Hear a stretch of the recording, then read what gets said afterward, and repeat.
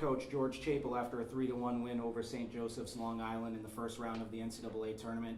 Coach, just talk about the match overall and your thoughts on how the team played and how it went. Yeah, they're credit to St. Joseph Long Island. I think they're year 3 of being a varsity program. They're a really scrappy defensive team that just gets touches on everything and can frustrate you offensively. So for us to come out early, set the tone, especially in that first set, really good response defensively in the second set to hold them to -240 thereabout. Was great, and then a great response by our senior leadership, especially coming back out in the fourth set. We got a great group of 7 seniors here to really set the tone for us, and they really did tonight. Newman was huge blocking out there, coming in with the energy and getting the crowd pumped up. When we have a crowd like that, that was great to see. And then Dosky was an extremely impressive night with 11 kills and 24 assists at 470, so that was great to see. Coach Chapel, just talk about the resiliency. St. Joseph's been a resilient team all year. They push in that third set, and then fourth set, both teams are really pushing hard. Talk about their resiliency and your team a little bit more specifically. Yeah, they're a great group. I mean, they've had really good results all year, taking Springfield to 4 early. They beat NYU early on, and scrapping with some really the top teams in the country. So we knew we had to come in and respect them. They play a little different style of ball. It's just they're impressive on the pins. They keep coming at you, and then Biggers, number 14, was really getting going there, and their emotional leader too, so they fed off of him. So it was great to see our guys respond and really step up when it mattered most in the end. Jeremy, just talk about how, the play in the middle between Jake and Seth, and then the passing in the back row. How does that help you run the offense and keep things kind of consistent and concise offensively? Yeah, Jacob and Seth, they did a really good job pulling middles, and they keep telling me, like, hey, we're drawing our middles the entire game, let's keep it going, like, set the pins, don't worry about us, all time will come, and that's really huge on them for being selfless like that in that kind of moment, letting me kind of dictate the offense in there, and then give our pins solo blocks, and then when it's their time, they did fantastic getting in the middle as well. So talk about the passing in the back row. Ryan Healy, great match all around. Obviously, a lot of other contributors on the team between Bryn and Donnie and some others in the back row, but how does that help you move the offense forward? Oh, it's huge. Healy's been locked down for us for 4 years, and having him as serve receive is definitely a huge part of our offense. I couldn't set balls unless he passes as well as he does, so Donnie as well stepped up huge. He not really struggled with floats a lot this year, but he took a huge step forward today and just really passed really well today. Jake, you're always a student athlete on the court that brings a ton of energy to the team. You specifically lift the team up. How do you feed off of a crowd like that? How does it change the match for you? Oh, it's fantastic. Once the crowd gets into it, you kind of fuel off that yourself, and it kind of just gets everyone going. My teammates especially, they help pick each other up. It's not just one guy out there. It's a group effort. So when one guy gets going, we kind of all get going, and that's the greatest thing out there. Jake, talk about your senior leadership.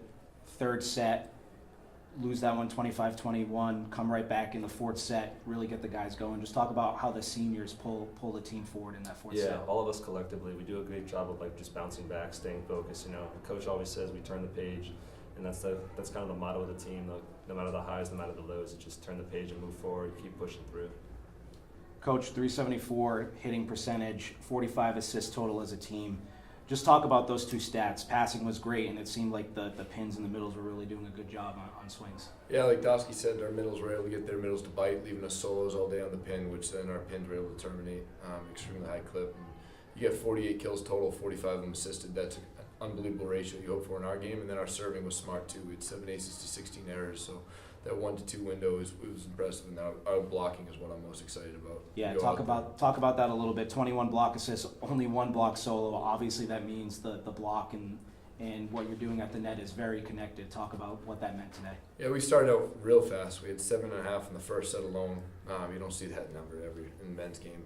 And then we closed with 4, so we were able to start quick and then close. Blocking is one of our strong suits that we hammer home at all the times, and the offense is usually going to come more naturally. So as long as we can get good touches, we'll be able to run our offense behind it.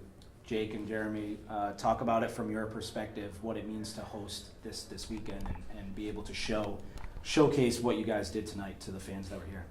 Yeah, it's great. I mean, the home support obviously is a huge plus. Great crowd out there tonight, kind of lifted us up against whenever we needed it, and just kind of get these wins in front of the home crowd just means so much more. Yeah, like you said, we never had a chance to host conference finals this year, so being able to bring that game back to us and be able to host, that means a lot to me, especially graduating and just a couple more home games coming back.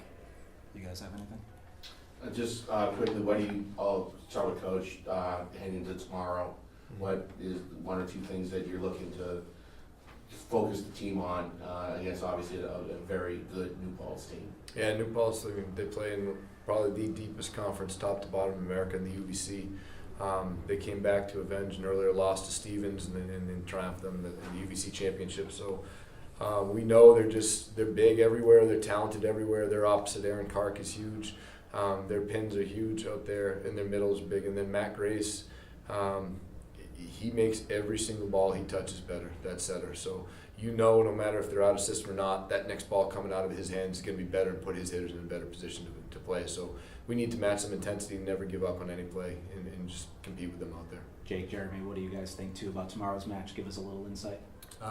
Yeah, I'm really excited for it. I've yet to play New Paltz, but always looked up to them as a strong opponent, and I'm really excited to play against teams like that. Yeah, for us, just turning the page and keeping moving forward. Just ride the highs, ride the lows, and just keep powering through. All right, thank you guys, and congrats on a 3-1 win over St. Joe's Long Island in the first round of the NCAA tournament tonight. Thank you.